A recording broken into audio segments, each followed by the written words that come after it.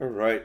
Jay Baba and happy Amartithi week. Hope everyone had a nice day and a nice week and thought we'd do a little sharing just about Amartithi because it's like such a beautiful, um, almost like a Baba holiday, so to speak. And it was the 55th Amartithi. It was a really nice day out at the Meher Center. It was a little on the cool side, like around 50 degrees, but every year for Amartithi, we light a fire in the barn and we Hmm. started just before 9 o'clock, and the fire felt so nice in the barn, and that was Hmm. really special.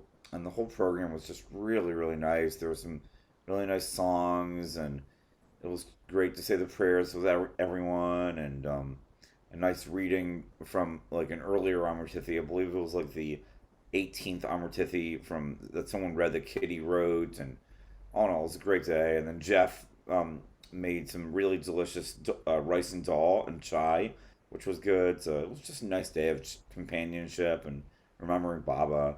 But I wanted to open it up and see if anyone had any like Amartithi experiences or what you all did for Amartithi or even years past or just open up the floor. Who would like to go first?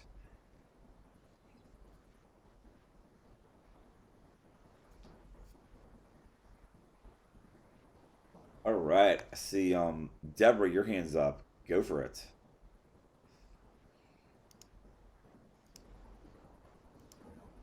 All right.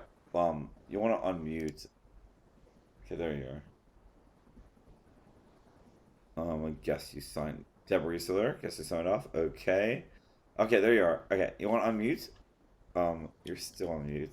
Okay, how's that There, better? there you go. Perfect. Sorry, You. sorry about that. It's okay. Thank you. Thank you for hosting this. Um, I went to the program that was offered by Rick Chapman last night, and I couldn't sleep all night long after having seen that.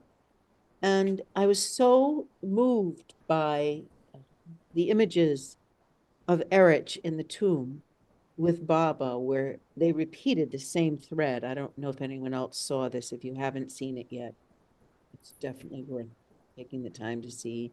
And Erich brought the flower down inside the crypt, a rose for Baba. And he moved all the other roses aside and he put this rose down. And then he went across the crypt and wiped Baba's face and his cheeks and his nose. And I was so moved by the look on his face. He turned after he did that and looked up at the camera. And I was also really touched by something he said to Harry Kenmore earlier in the film when Harry or someone came into the crypt, or it may have been Rick, and someone started crying when they saw Baba in the tomb. And Erich turned and said, "No crying here. There's no crying here." And I just, in general, had never experienced anything like that. I'd seen pictures of Baba in the tomb, but I'd never seen the films of the devotion and the love um, that went into that every moment of that. So I urge anybody who hasn't seen it to watch it, and anybody that wants to talk about it to talk about it if they were as touched by it as I was. Thank you, Jay Baba. Jay Papa, thank you, Deborah. I agree. I saw that. I zoomed in as well, and they did a really great job with that whole Zoom program last night. It was a long one with about 2 hours, and Rick's talk was awesome. I liked also the live music that they were, different musicians were playing, and to see the short clips of Baba in this, Baba laying in the samadhi and the mausoleum taking care of his body. It was just beautiful. It really was. And I believe it was like a slide movie, and they did keep playing it over and over. Like, I guess because the song was longer than the slide. I think that's the reason. But it was awesome. Um, but yeah, thank you for sharing that. And I'm just a guess. I think the center will either email that if everybody gets the weekly offerings either tomorrow or next week. I'm assuming and guessing. So I'm sure that'll be emailed relatively soon. Um, all right, Bob, take it away.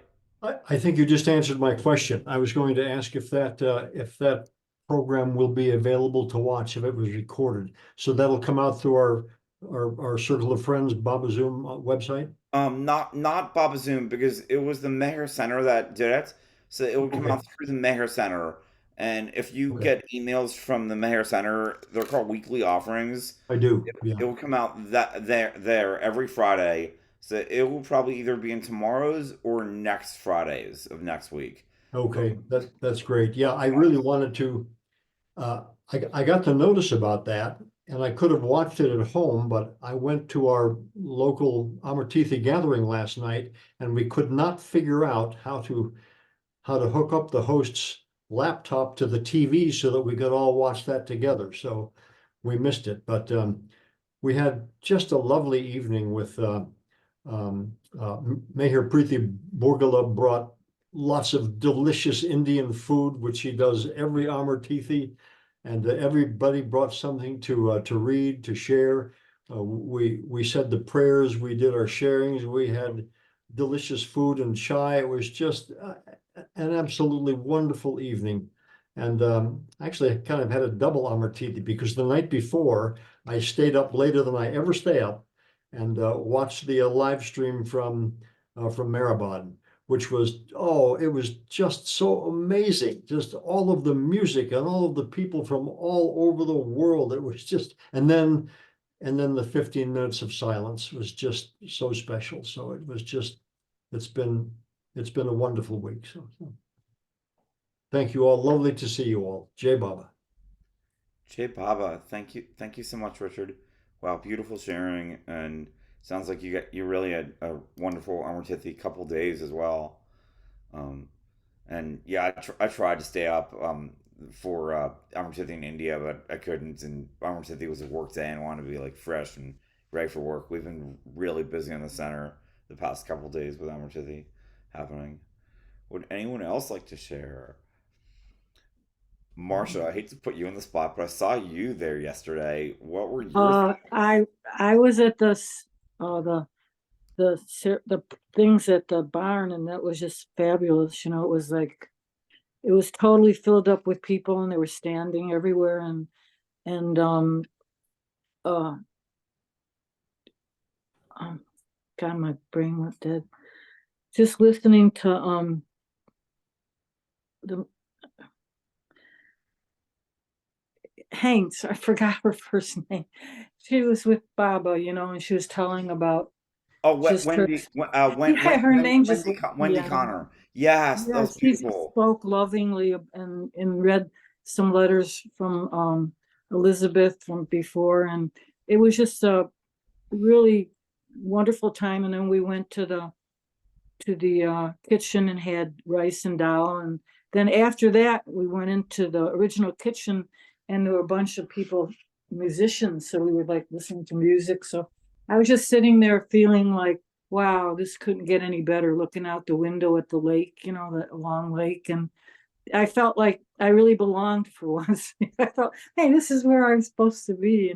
But I listened to India, the Armatithi, and then I tried to do everything at once. I didn't want to miss anything, so I tuned in last night to Rick Chapman, and that was really beautifully well done. And it's just been, and actually, I think the way I feel now is that, like, just be in the moment and try to make every day count that I'm here, and stop thinking about all this other stuff that keeps coming through your mind that you have to let go. It's like, well, so I think this every time I go now into the Baba's house or the lagoon cabin, I feel like I'm making a teeny pilgrimage, and that he's working on us every time we think about him, like getting rid of one thing after the other. So it's been exhausting, like, but it's intriguing. It's like, oh my God, what a thing.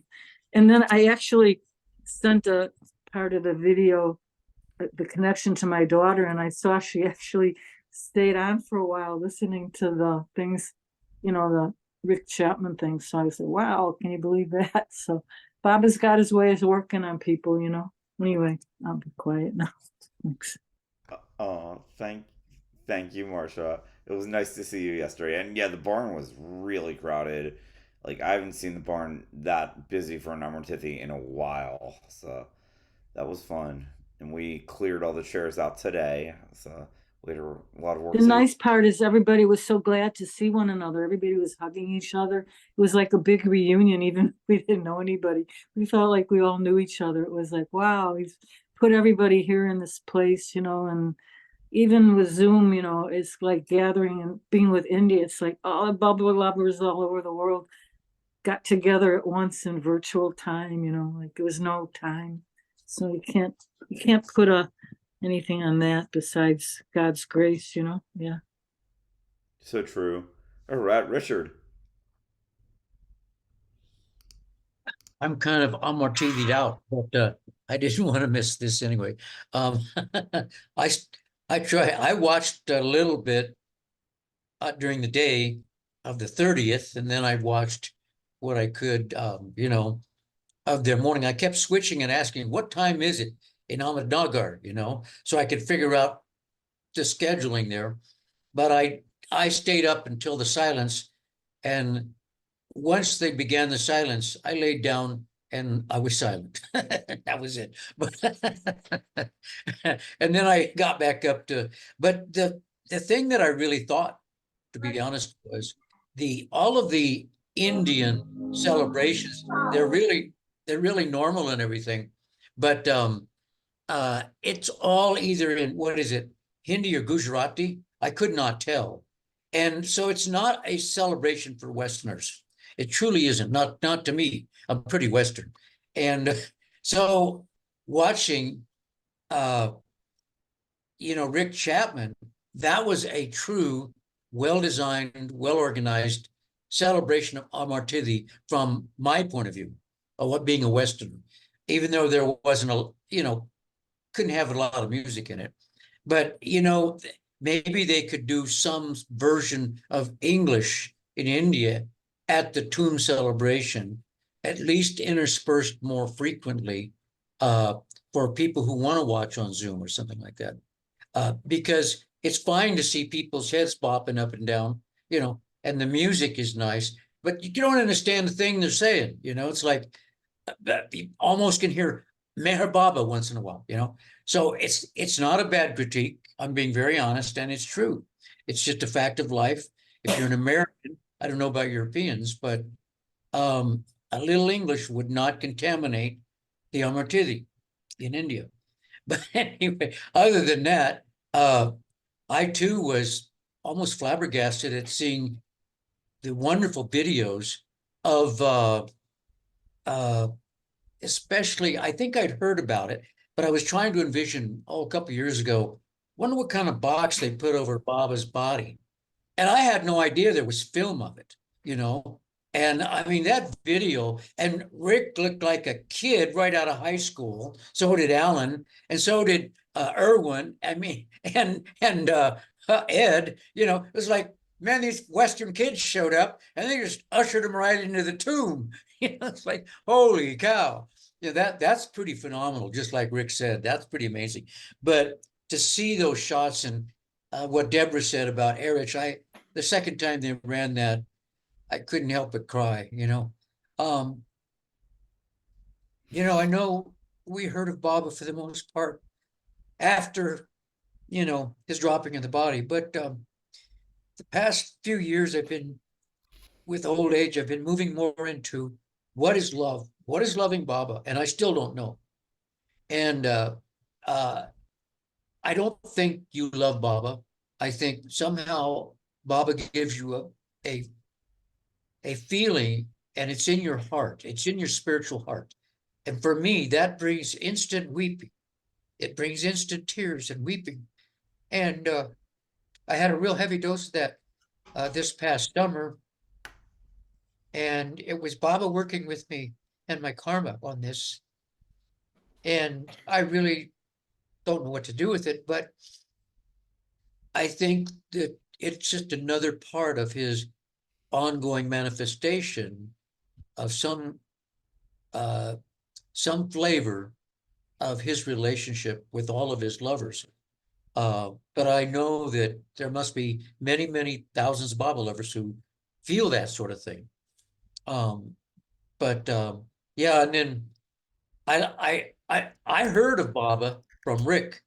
So for me, there was sort of a 55-year, dealy barber there of a turnaround of seeing Rick, and now he's looking old like I do, and some of us.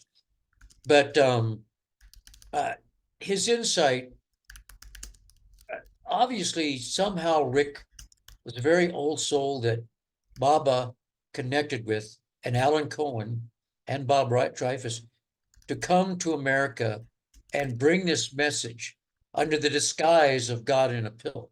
But it was really Baba, flat out Baba. That's what it was.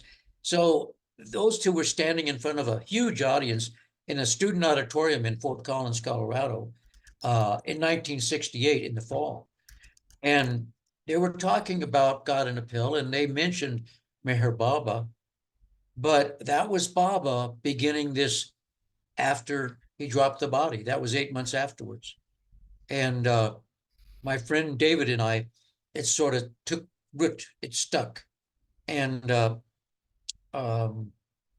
David and I are still friends. But I'll tell you, Alan Cohen showed up at a Rocky Mountain Sahavas one time. And for me, it was like greeting an old friend, an old buddy. Not somebody on a stage, not some big, important personality, but Alan, it's you. Hey, how you doing? And that's just the way. And he is funnier than heck. Anyway, that's enough of that. Thank you. Thank you very much for listening. Thank you, Rich. And I have a comment about what you said about India. So I think it's so true. Like, there's not that many English songs, but in the same way, we have to remember it is India. It is Ahmednagar. Like, and like I hear like thousands and thousands of people go there. Not that many Westerners, I believe, go there, especially for Amartithi. Not like even like in years past. So I just think that's their language. They do what they know. Like if they would come here, and if Bob Samani would have been in this country, it would be in all English. And they would be like, why can't you do something in Hindi or whatever their Marathi or whatever their language is? Like And when they I was there, celebrate. They yeah, celebrate way. That's how they celebrate. We don't have yes, that. that's how they celebrate. Yes, and it's like a festival. It's like a celebration for them, and it's different here. It's more subdued here, in the West for Amartithi. It's just different cultures too. Like, and even when I was in India, there weren't that many English songs during artis, because there weren't that many English there. A few of us, but not that many from the West that were there. Yeah, like Sonabar says, not enough people sign up to perform in English. So yeah, I that's heard Al Grassi sing, and another, you have to oh just get lucky. There were so many people, but the oh people that were there, and there's a woman guitarist who there's just many more Indian people than American or yeah, other that's what countries. it is. Yeah. Fewer listeners. Yeah, Ward Parks and Ted Judson saying that was a treat, and Oh, that is a treat. They're really good. I love Ted and And Ward. there was a big blonde woman, tall blonde one with, I think, her brother or husband, and they sang how great thou art. They did a phenomenal job. I think I saw it twice. That Mm. was, yeah. Oh, I can't wait to see that. All right, Tina. Yeah, well, I agree with Rich. I don't like Indian music and I don't understand it. And I just don't like it. And I know that's a very global statement, but I just don't like it. And so that's what I think about that. And I I would prefer that there were more programs in English.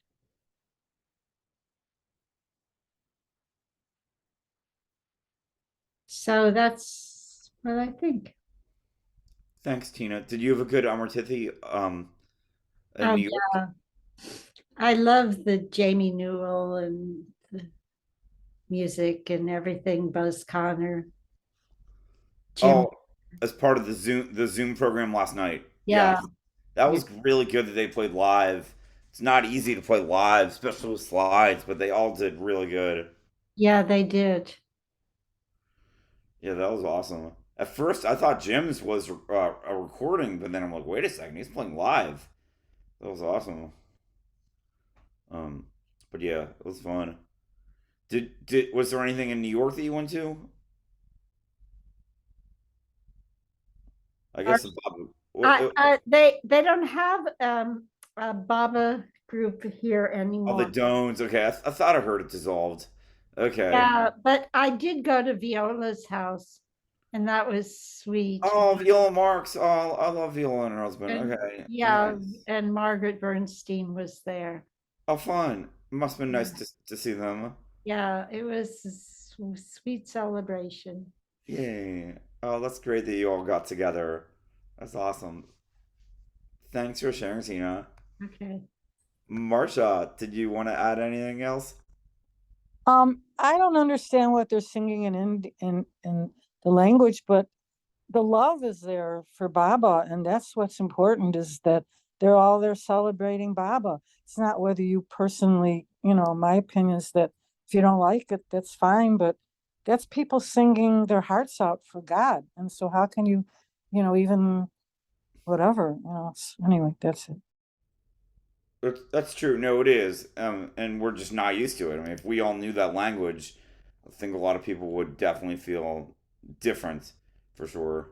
There was a video today when we were singing this, I think Archie this morning, and I took the link, and it was a movie that just came out, but produced by Bob Fredericks, and it was Abhignagar when Baba went there, and all the people came out for him. You should watch this video. It was just spectacular. I think I took a picture of the thing, Where but can we find it? I have it somewhere on my phone, but it was like just all these people like coming out in their white outfits and putting their saris on the ground for Baba to walk. And he walked like 2 miles that day and just passed through the whole village because they just loved him so much. It just came out. But I I would think recommend watching it. I Yeah. think it's on YouTube. I'm trying to Yeah, look. it's on YouTube. I can Yeah, find it. I'm Let me trying to go look it look. up. Yeah. Yeah. There were If I two of them. I only watched one, and it had Mani in it. And she was typing on a typewriter, so she was adding like comments, and then it would go back to all, and it was just recolored from black and white. It's really cool. Yeah, if I find the name, I'll you know. I think I have it. Let me look. Okay. Okay. If you could send it to me. Yes. Yeah. One of us will get. Absolutely. Tony, I see you're on. I saw your post. I think it was today or yesterday. That you have your own version of the prayers. Was it like Opvargar and a few other prayers? Like, I think we would love to hear them if you've not shared them on Baba Zoom yet. I do. Um, it would be a lot. They're long because it's a trilogy and it's all three prayers. Oh, wow. And Okay. it's on, if you look up the concerts I did on Baba Zoom last year, no, 2022. Okay. I think they're in there. And in one of them, they're all there. I could cue it up. But actually I have a poem I can read that I Yes, wrote. yes, please. Yeah, let's see now where it is. Okay, I came to Baba because Baba came to me, and specifically at the moment he dropped his body, before I even heard of him, and so I started. It's kind of it was 1:45 a.m. New York time, and so this week at 1:30 a.m. it was as if Baba said, "Pick up your pen. I want to write something on your behalf." And I wrote, and it was finished at exactly 1:45. So that was 55 years to the day of Baba coming to me. And this is the poem. It's called For All Intents and Purposes. Oh, beloved, 55 years ago today, at this very moment, you came to me with your trademark compassion and enjoyment of mystery, and set me on a quest to find your face and decode the secret you implanted when you set me free to live anew, all fresh, as if whatever happened in the past simply never was, never realizing the experience you gave me was the future front-loaded into the present as the greatest present gift from you, that we might continue where we left off, leaving all those years without your loveliness behind. 'Twas no surprise I told one and all my life began from that very day for all intents and purposes. And so it was, and so it is, and so forever shall it be. The mystery of 303, the depths you have revealed to me of our lifetimes together continuously. Oh, my love, never hide your face from me for even an instant. Though I live or die, if your hand I'm holding, I'll be fine. In heaven or hell or in between, indifferent to all I've heard or seen. For having seen your face divine, my heart cup needs no other wine. 55 years ago today, at this very instant, I heard you say, I will always love you, come what may, for you are my very self, and stay forever with me, not we, but one, till the dream of life is over and done, and the night of love, now just begun, remains forever, till the night is done, and we rise together as the new morning sun. But surprise, it's already taken place. The moment I saw your lovely face at the dawn of time, making life sublime at this very instant in the flow of time, 55 years ago today. Avtar Meher Baba Ki Jai. Tony, that is Jay awesome. Baba, Tony. Jay Baba. Baba, Yes. happy anniversary, Tony. Thank Yes. you. Thank you, Tony. Love that. Thank you so much. Wow, what a poem. Well, I didn't know how to describe it, and it just came to me earlier today. It really was as if Baba said, pick up the pen, I'm going to write something on your behalf. So, Love that. Can you repeat it? Because I was busy trying to send a photo and I missed it. if What it's you okay, just- if it's okay with everyone, it's fine with me. Yes, yes, please. Okay. It's called For All Intents and Purposes. Oh, beloved, 55 years ago today, at this very moment, you came to me with your trademark compassion and enjoyment of mystery, and set me on a quest to find your face and decode the secret you implanted when you set me free, to live anew, all fresh, as if whatever happened in the past simply never was, never realizing the experience you gave me was the future front-loaded into the present as the greatest present gift from you, that we might continue where we left off, leaving all those years without your loveliness behind. 'Twas no surprise I told one and all my life began from that very day for all intents and purposes. And so it was, and so it is, and so forever shall it be. The mystery of 303, the depths you have revealed to me of our lifetimes together continuously. Oh, my love, never hide your face from me for even an instant. Though I live or die, if your hand I'm holding, I'll be fine, in heaven or hell or in between, indifferent to all I've heard or seen. For having seen your face divine, my heart cup needs no other wine. 55 years ago today, at this very instant, I heard you say, I will always love you, come what may, for you are my very self, and stay forever with me, not we, but one, till the dream of life is over and done, and the night of love now just begun remains forever, till the night is done, and we rise together as the new morning sun. But surprise, it's already taken place. The moment I saw your lovely face at the dawn of time, making life sublime at this very instant in the flow of time, 55 years ago today. Antar Mayor Baba Ki Jai. Wow. Thank you. Thank you, Tony. Thank you. Thank you, Beautiful. Baba. And did you have a good Amartithi yesterday as well? Yeah, I was really surprised that when I turned on the feed, it was the feeling of being there. I've been there all of my early trips to India. My first 5 or 6 trips were at Amartithi. I may have had 6 or 7, 8, I don't know. But I remember Erich once saying that during the rest of the year, Baba is in the mood to take. But during Amartithi, he's in the mood to give. And that feeling of Baba giving at Amartithi came through on the television, and it actually got me very discombobulated, and I was unable to do anything I had planned for the day. Yeah.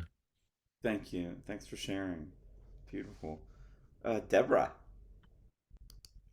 Oh, thank you so much, Tony. I was about to read a poem by Hafiz called Deepening the Wonder, which is also about death as a transformation. But I wanted to ask you about your poem, the reference to 303. What does that mean? It means a very, very long story. I knew something. I have published a kind of concise verse version that includes the meaning of 303 and what happened at the moment Baba dropped his body. You can, I'm not trying to make money here. It's on Amazon. If you search for my name, Tony Paternitti, the same way it's spelled here. It's called Playing with Fire. And you Okay. can get Playing with Fire. Don't look for Playing with Fire, because it turns out that's the least original book title in creation, and you'll find like 3,000 books. But if you search for Tony Paternitti, it's a very unique name. So you'll see. Thank you. It's Tony, worth. I Yeah. wanted to comment, it's the way you deliver that brings magic to those words. I mean, I couldn't do it. There's no way. Thank you. Thank you. Well, it's what I was sort of doing for a living, or well, no, living was at the UN, but my life was working on stage and performing. So thank you. It's wonderful on my side also, because you get to feel it. If you tune in the right way, then you're feeling it and experiencing it again every single time. So thank you. Thank you. Does anyone else have anything to share, or any memories, or about Amartithis, or poems, or stories, or songs?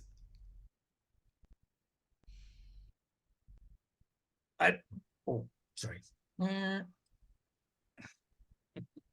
Yes, Richard. Well, I tuned in late to the Asheville Amartithi deal. Unfortunately, I'd like to watch the recording of the beginning of it. But anyway, I managed to tell, everyone was telling their little Amartithi story. So I kind of chipped mine in, and Tony was there. This was in 72, but the actual part that I wanted to relate about, oh, there's the man, about being there, is we were up on the tomb, and I can't remember which day. I think it was the second day we were there in Mehrabad, but we were up there moseying around and all, and I hadn't had a bowel movement for like 5 days. I swear it was 5. And we were on the planes and all this stuff. And so I'm going like, man, what am I going to do? And you can't keep eating, you know? And so I went to Anna Rose and asked her, and she came back with this humongous homeopathic pill, I think. And so I swallowed it down. And about an hour later, we're still up on the hill. And all of a sudden it's like, go time, you know? And so there were 3 big toilets up on the hill, and they're wooden toilets with steps going up, 3 steps. And I'm looking at these doors, they're all closed, like they're occupied. And so I'm going up, I'm knocking on a door, and I must have been looking really frantic because here comes Pete Townson.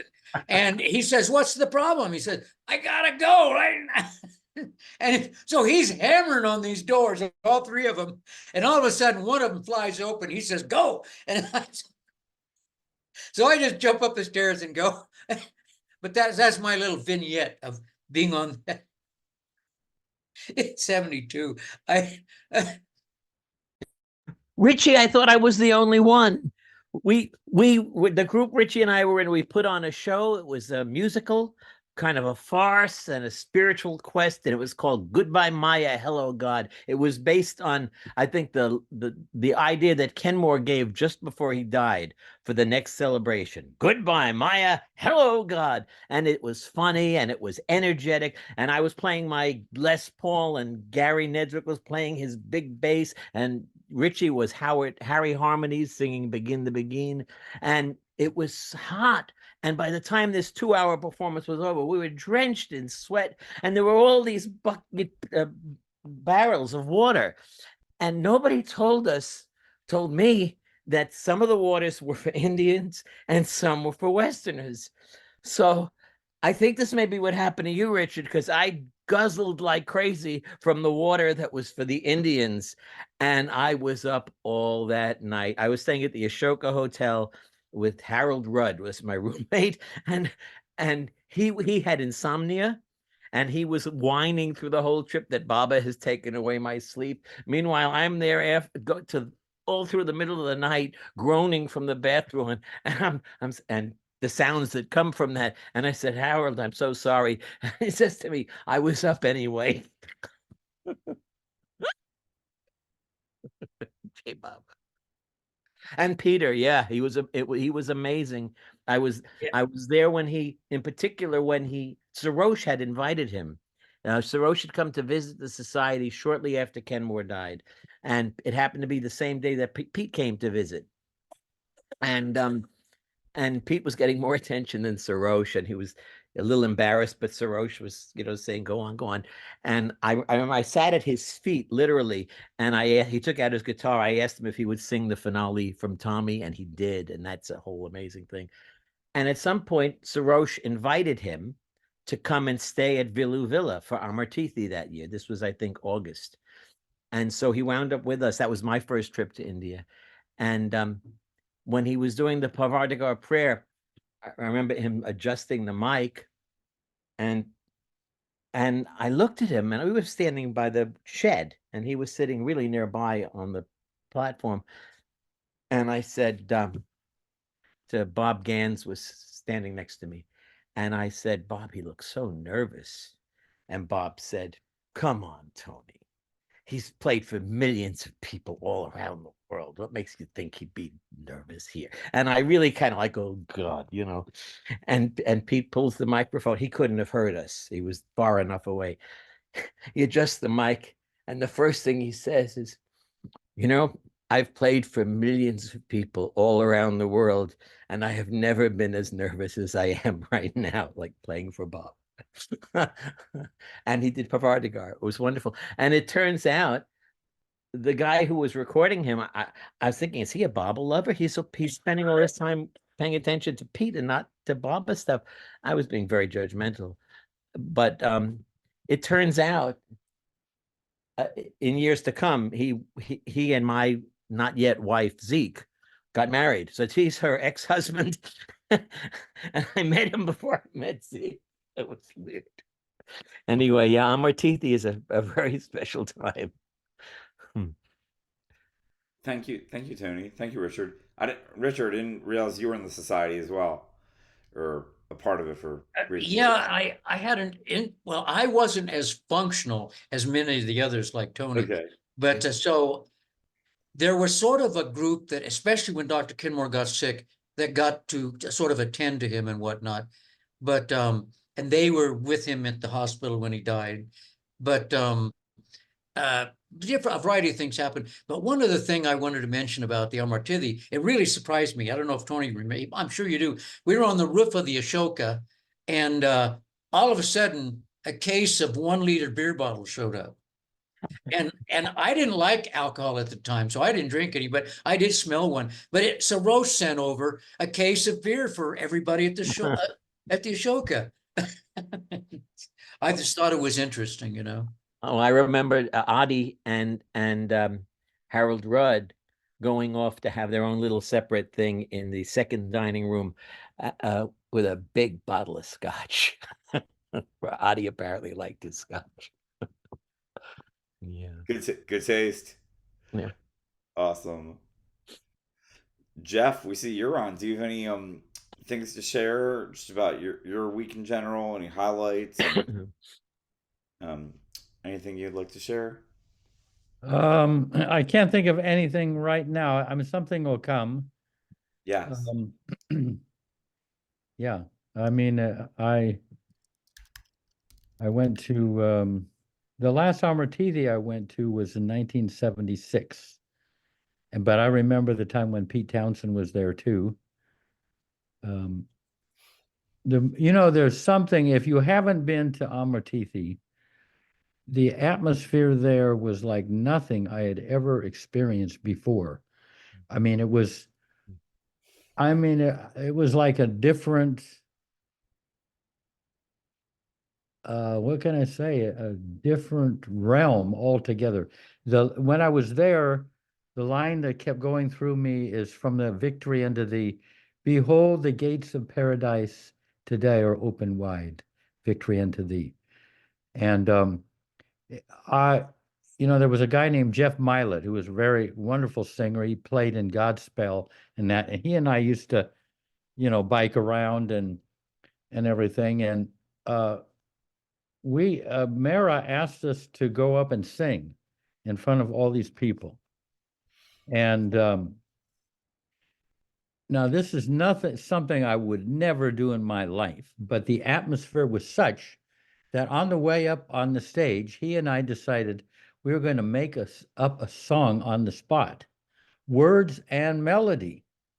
I mean, I would never, but you're so comfortable up there that you could have told anybody your worst sin, and without it. Bob was so present that it was all irrelevant. So we went up there and we made up a song, chords and melody and words, and making up the words. We sang this song to Baba, and afterwards we looked over and Mara was in tears just from this spontaneous song. I have no idea what the words were or anything. We were just singing out to Baba. And Jeff Milet was really a great singer. He was. So that's the type of thing that could happen in that world, which is different from this world. It is just like I can't say a different planet, because it would be as if, it was an entirely different world. Let's see about Amartithi. Let me see. One beautiful thing, there's my old buddy from childhood, Denny Moore. He used to be a caretaker at the center. He's still, lingering around the Myrtle Beach here. But this is what we would do on Amartithi. Amartithi, over the years, we've, going back to the, early 70s, we have a program in the barn. And often it's very cold and there's a fireplace there. So what Denny and I would do, we would go out there at 5 a.m. in the pitch black. There was and we would climb up this tree to get up on the roof. And then I would climb up on top of him to take the cap off of the chimney. Then all this in darkness, and we go down, and then we'd in the dark, we would gather up wood and newspaper and everything and lay this fire without seeing what we were doing. and we'd, and bringing logs in and kindling and everything.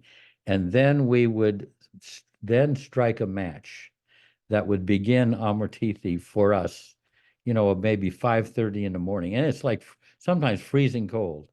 But then this roaring fire would soon be going. But it was very special way. For many, many years, we did this, which was how we began Amartithi. And I'll tell you, in the first Amartithi, let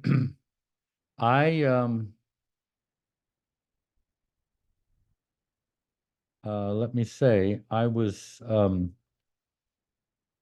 was following Baba, so this was, before he dropped his body. So I had the experience of him on Earth being here. And then he dropped his body. I was in Seattle, and I always had his presence. And then the news came that he had dropped his body, and his presence just continued. There was no break, no change. What I have today is what I had before Baba. I mean, before Baba dropped his body. You'd think that there might be a sudden kind of drop in the atmosphere or change, but Baba's presence just stayed steady all the way through, which was a surprise to me that, wow, Baba's still here. And the beautiful thing is that when it was a special time when Baba was on Earth, he was over there in India, and that had a certain feeling about it. Like if I was really in extreme trouble, I could somehow contact Baba. But after Baba dropped his body, he was everywhere. I was no longer thinking of him as being in India. So it was something liberating. It would, to think of him in India was actually smaller in some ways than after he dropped his body, and he was everywhere, in every moment and every place. And that was something I experienced. It was no longer I'm here and he's over there. His physical presence on Earth kind of gave the feeling that he's over there, even though I'm experiencing his presence here, but he's still over there. And that was no longer the case. He was everywhere. Anyway, that's a couple of things that I thought of. Thank you, Jeff. Yeah. Beautiful. Thanks for sharing. Does anyone else have anything they'd like to add or share for this beautiful Loving Amartithi week? Richard. I'm really vociferous tonight, but I did not have Jeff's experience, but that's a different story for me. But over the years, and especially, believe it or not, once these books of infinite intelligence and some of this other stuff has come out, suddenly I've become aware that Jeff's absolutely right. The moment Baba, and other people say it, but the moment Baba dropped the body, I think he just infused all of creation with himself actively. And Ward Parks has a name for this, I think. It's called Darshana. I love the name because it's a word that expresses Baba's eminent presence in creation as the avatar. So I call it avatar consciousness. But that's what Jeff's saying. And it's the thing that, like Rick Chapman was saying, it's the thing that we know that non-Baba lovers are not aware of. It's really interesting that way. Thank you. Sorry. Yeah, it's interesting that I mean, this is one thing I think of is Baba. Each of the avatars come, and their message is, "I'm always here." And when they die, we think they've gone. And they say, "No, my whole purpose was to come and tell you that I'm always here. Don't project onto me a humanness that I'm gone. The Buddha is still here." The beautiful thing, and this is what I found, is even though Baba's body is gone, his personality is eternal. Just like the Buddha's personality or Jesus's personality is always here and can be contacted. You know, so that's a beautiful thing, that you can have an ongoing relationship with Jesus or the Buddha right at this time, because that presence is always there. But the form is not. So yeah. Thank you. Tony, did you have anything you looked at?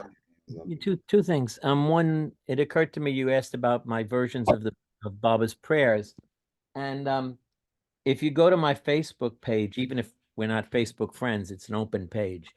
You just look up Tony Paterniti, and near the top of my page, I think it's the second or third item down right now, is this link. It's me sitting behind a piano, and if you click on it, and it says Tony Paterniti live stream number 46. But there's nothing else on that page that looks like that. And there's a little reading from Francis, and then there are the three prayers and a guzzle by Francis. It's kind of like an arty with my versions of the medley of those three prayers. So if you'd like to hear it, it's there for anyone. Also, I kind of feel like I want to share something. It's not technically Amartithi, but it's kind of like an Amartithi present to me from Baba this year. I wrote a song 43 years ago, and I happened to come across it a couple of years during COVID, the recording, and I transferred it to digital, and I happened to play it somewhere, and Larry Green picked it up, and it's not technically a Baba song, but he was so moved by it that he put together this wonderful collage of Baba's face with that song. And I don't know how to share his collage, but I can share the song by just playing it. If that's okay, I'd like to share it. It's a pretty song. Yes, please. Please do. Thank you, Tony. Now, to right here and here. Okay, here we go. I hope you can hear it. If you can't, say something. Oops. You hear me on the radio and wonder if I love you still. I love you true, I always will, no matter where you go. But please don't feel I'm torn apart, or that my heart's still racked with pain. It's filled with peace like gentle rain, like it was from the start.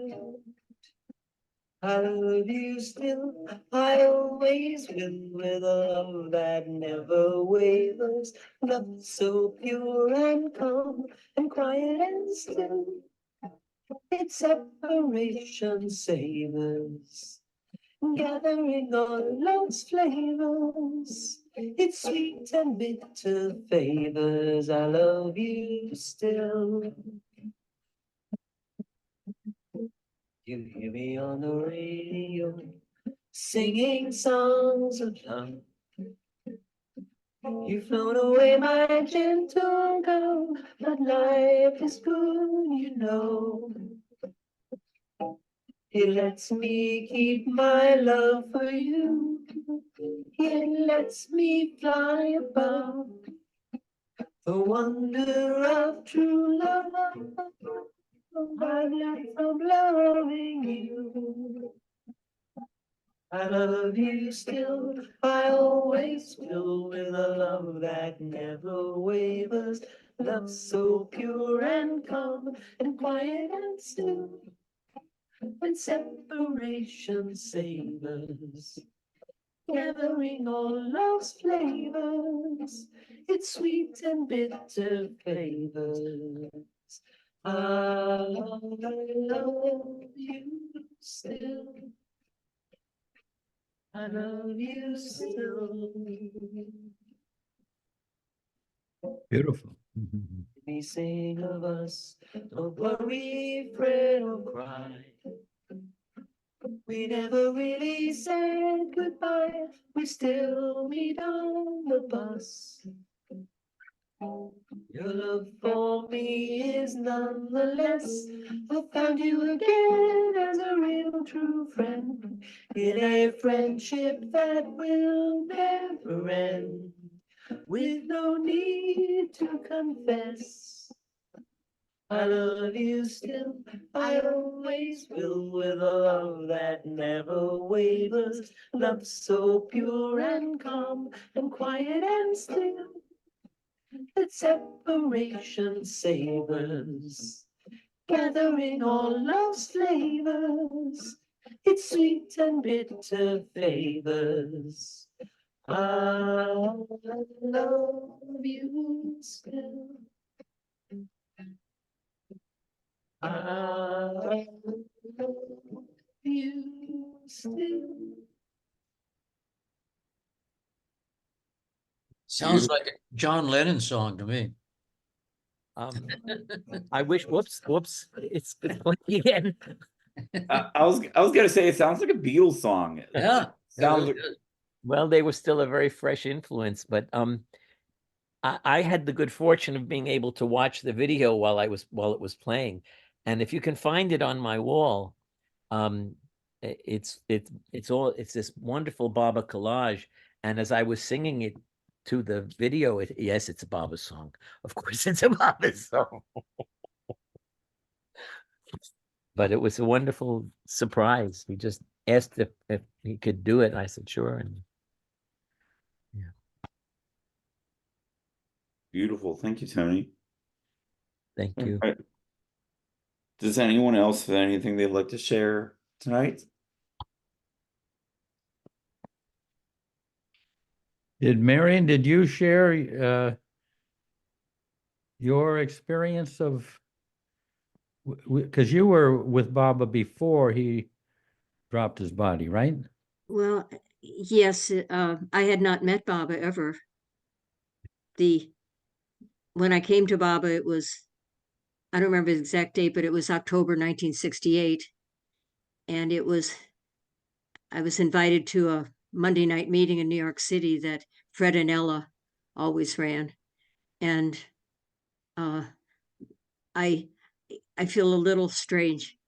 I don't want to minimize it. That's where my white light experience of oneness with Baba and being consumed by Baba happened. So I knew what I needed to know beyond words.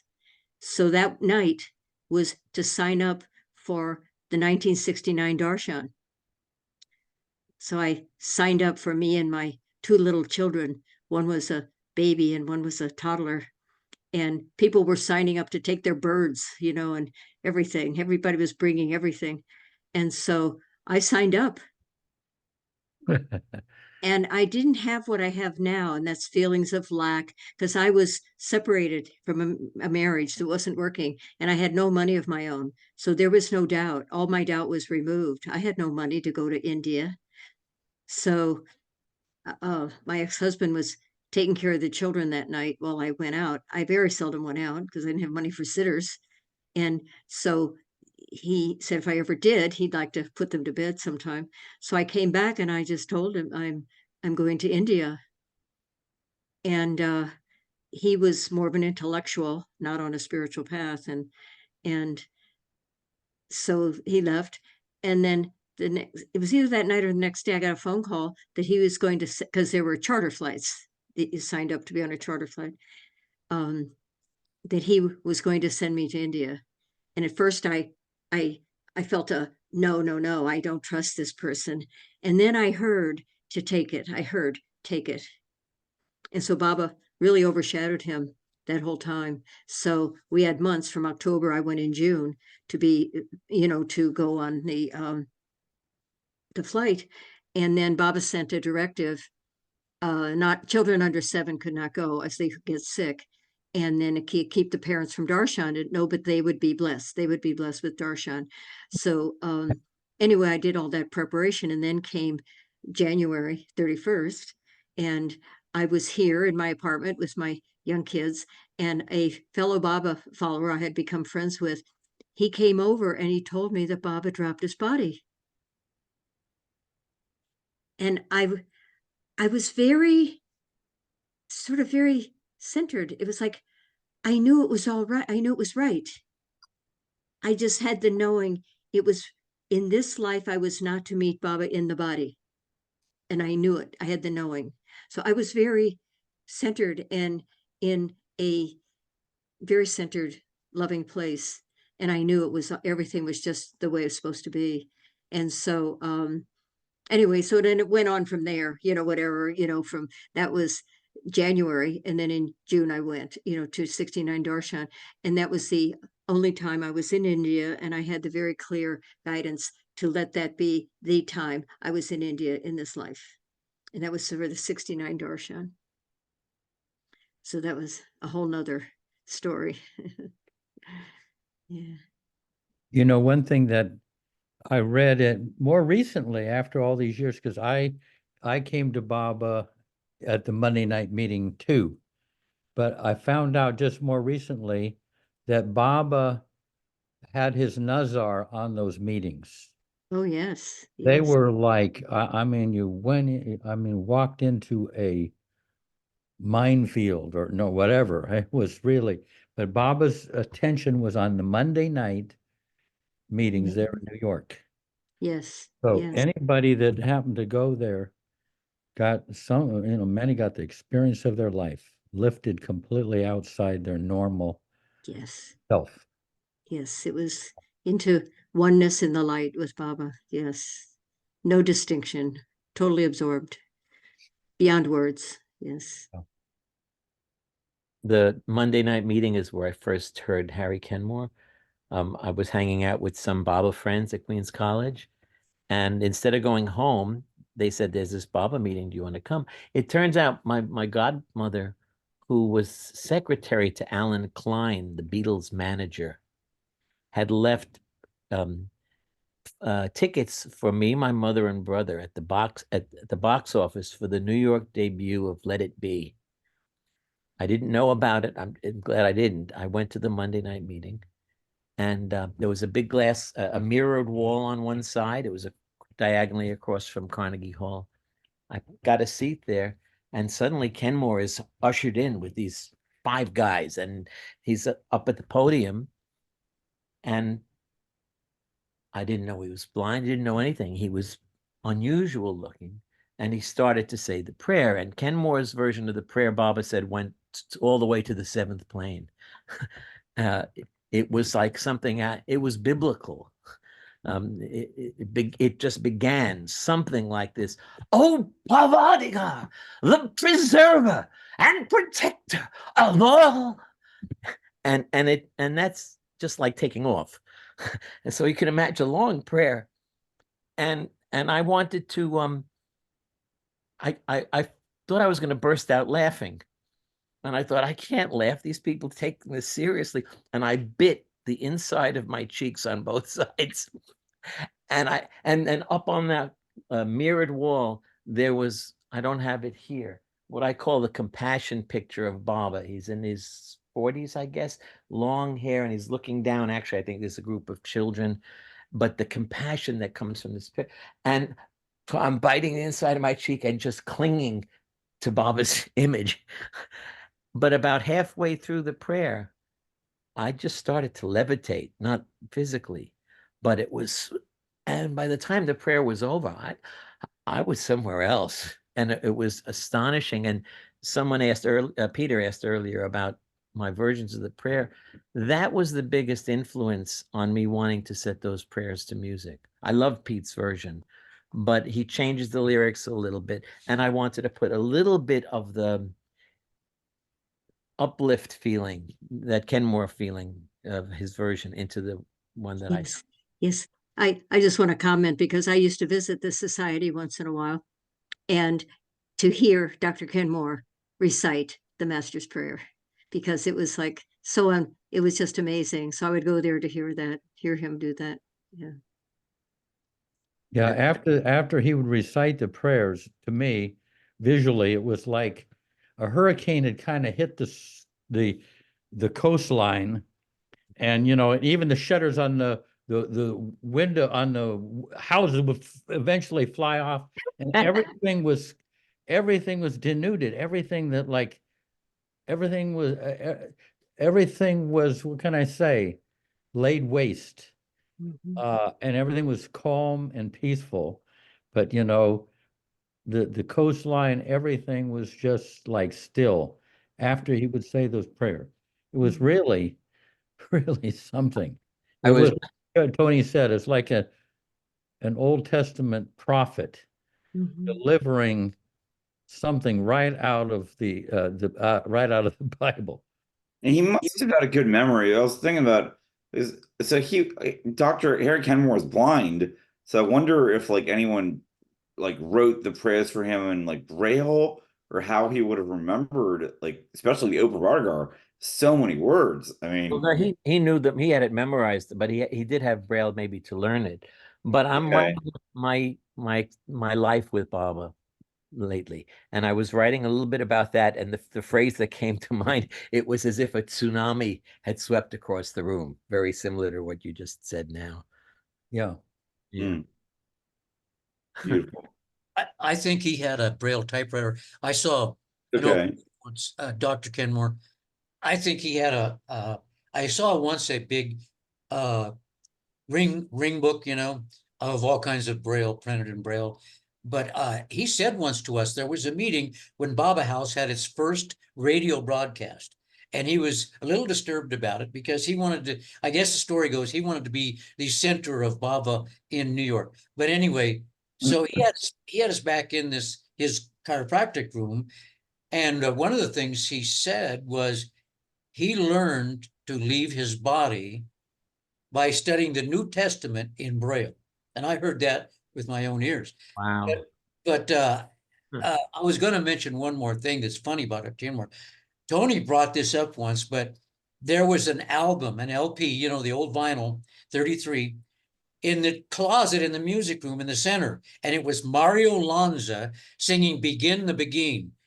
And after hearing Rick Chapman yesterday, I didn't know that Dr. Kenmore sang Begin the Begin in the tomb every day he was there before it was closed. And Rick Chapman said that. So I'm going to give you a little tiny sample of the vocal. And Tony heard me trying this, but I'm not a singer, but it's like, when they begin the begin, it brings back a sound of music so turned. And that was Mario Lanza's version. It was opera, and Dr. Kenmore attended opera all the time. So I can just imagine him singing that in the tomb. He probably practiced with that album. That's probably why that album was in the closet. But I'm You not did a good job, Richard. Very You did much. Harry Harmony has come a long way since you sang that back in 1972. I'm not the source of that story. And if Rick says it happened, I believe it. But Harry was, because he was mostly deaf also, he was a bit tone deaf as well. So he would sing things that he had sung to Baba, Pal of Our Mondali Days, to a famous song, Pal of Our Cradle Days, and Swanee, which he used as Baba. But he would sing it at the birthday celebrations or the Silence Day, and he was really out of key. But the feeling of it was extraordinary. Yeah, that's true. Huh. And Baba loved his version of the prayer and always asked him to step up and say it at any gathering. He called him Baba's Malvi, his priest. And at any moment in Mondley Hall, Baba might ask, and he had to know it. He knew it. He definitely knew it all by heart. Yeah. You what? You what by heart, Tony? All Baba's prayers. Oh, Baba's prayers. Yeah. Yeah. And what was it I missed out about the New Testament? There was something just preceding Richard said about the New Testament and Harry. That he had learned something. No, he left his body in reading the words of the New Testament. very few people know, and it's unfortunately it's glossed over instead of reported verbatim in Larry Karish's new book. At his very last talk at the society, I didn't know he was ill. He was wasted away with cancer, but his energy was so extraordinary that you didn't notice it. And in this talk with just a handful of us there, he suddenly, and he never referred to himself, he said, you know, I could put an end to all this suffering I'm going through right now, and in 24 hours, I'd be a happy man again. But to do that, I'd have to let go of the Daman of Baba. And he talked about how Baba had taken his hand and put it on Baba's Daman. Baba put his hand on top and said, never let this go. Even if you let go, I won't let you go. And Kenmore said, so I'm in a really privileged position. Even if I let go, he won't let me go. He's given me an out, you see. Apparently, Kenmore had developed powers before he came to Baba, occult powers. And one of the first things that Baba had said to him was, don't use those anymore. The path has nothing to do with powers. It's about love for God. It's not. So he had an order not to use it. Otherwise, he could have used those powers. And he said, so you see, he didn't say it explicitly, but we got it. And he said, so you see, Baba's given me an out. Even if I let go, he won't let me go. But I'm not prepared to take that out. A real lover would never do that. And it's like you suddenly realize you were face to face with the most heroic human being you were ever going to meet. He could have, he was wasted away. My father died of cancer. I know how painful and how grave that illness is. And even when at the very end, Anna Rosa wanted, and I heard this secondhand, but it's verified, wanted to take him to the hospital. He was at her apartment at that point after and not the hospital. Yeah, he had come back from the hospital and it was in his apartment, her apartment. And she was afraid he was going to die there and there might be an inquest and it would look bad for her. Why was this man in her apartment? And he said, woman, don't take me to that hospital. If you try to take me to that hospital, I will let go. I'm in complete charge here. And if you try to take me there, I'm telling you, I'll just let go. But she insisted. And as they were wheeling him into the hospital, he let go. And when I saw him at the funeral, I happened to be there on duty. Was I? Well, I was there with not many people there. And I walked up to the coffin and he was lying there. And I couldn't imagine this colossus being dead, you know? And he's just laying there. And Kenmore used to snort sometimes when he was talking. And as I'm looking at him, I suddenly see him go, and went, what? And he did it again. And then I'm sure I'm the only person who saw this, if there was anyone else there, but he lifted himself up. He looked at me, went back, and he lay down again. And it wasn't creepy. Wow.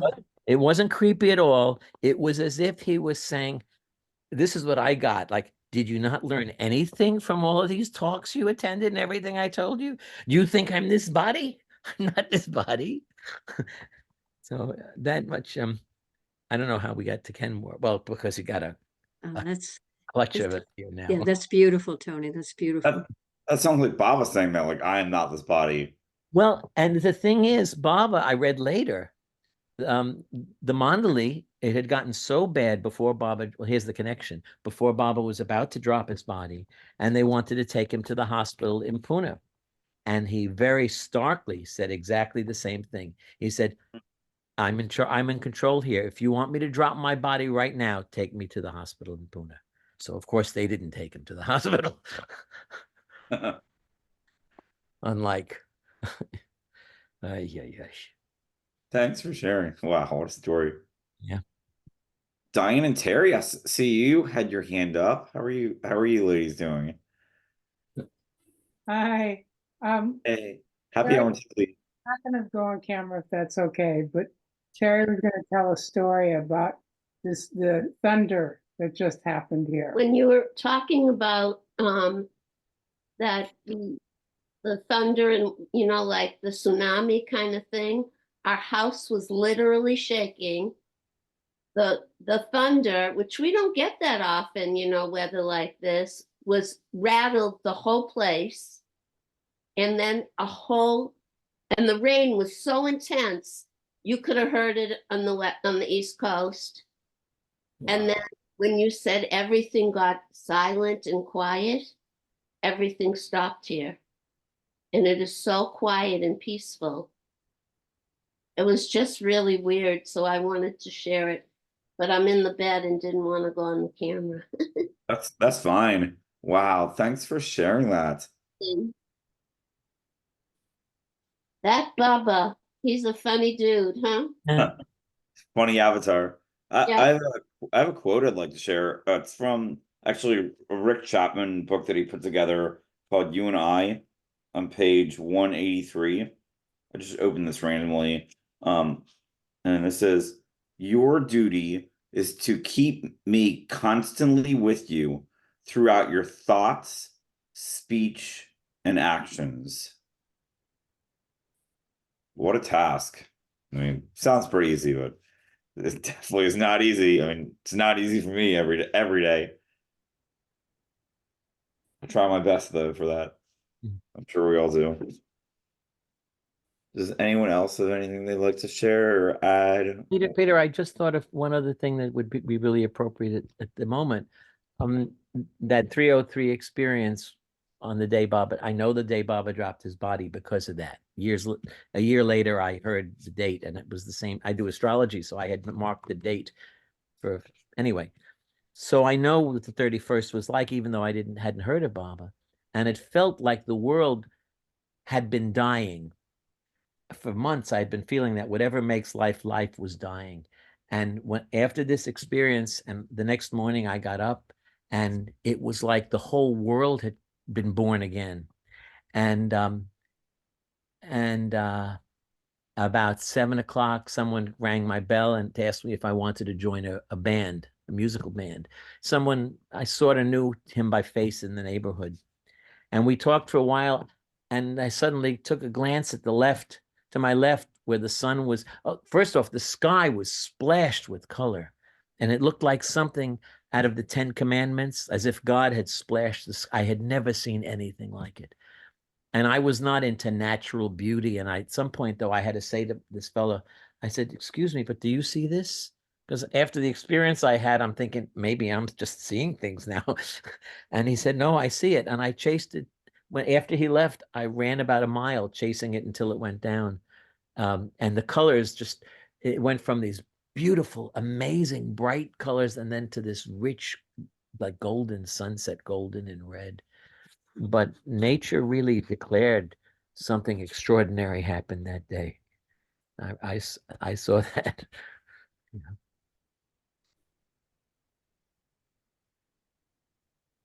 Here's a quote from Francis Brabazon that I said reminds me of Amartithi. He writes, men are born and are reborn until they die into the deathless and are never born again. But one man, being birthless and deathless, takes birth again and again because of the cry of the world for relief from the burden of living, and to mirror himself in the tears of his lovers. Yeah. Wow. Can you say that one more time, please? Yes, please, again. Please. This is Francis Brabazon. Men are born and are reborn until they die into the deathless and are never born again.